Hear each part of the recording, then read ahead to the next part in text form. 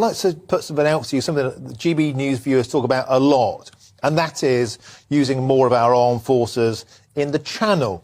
We have a situation which is a huge issue of illegal immigration with the illegal boats, and people might say, send in the Navy, send in the Army, but is that possible? And do the armed forces, men and women, even want to do that? Yes, in the short term, it's possible. Yeah. No, they really don't like doing it. Right. Because, well, the Navy knows the law of the sea and the law of passage on the sea and the humanitarian aspect to that, and they wonder whether it is their prime role. The Navy's quite small, and it's quite stretched.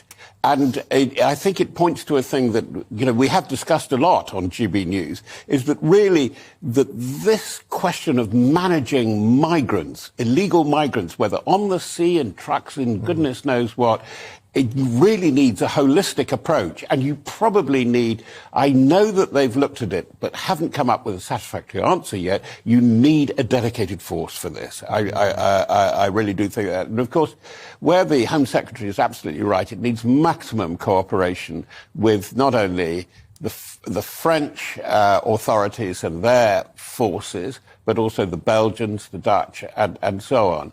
And it's a massive problem, and it's not going away. And I think that we've got to, yes, temporary solution, bringing in the Navy and so on. They don't actually have the right equipment either for this, the right sort of small boats. Look at what the Italian Coast Guard service has had to learn in the Mediterranean. There's been a huge learning curve there. And I think we're all going to go through it. But I think it should be a joint force. And probably it's appalling to say it because it's a fighting and defensive force. The best management would be NATO, rather than if it's a UK-EU cooperation. Well, I don't have to spell it out. It could be extremely edgy. Can I put it like that? Yeah. It certainly is a very, very difficult situation. On the programme yesterday, we were talking about 46,000 migrants coming over so far this year. There were fears it was going to be 50,000. Yeah. It doesn't look like that's going to happen in the next how many days we've got. Will be next year. But it will, certainly in the first few months of next year it will.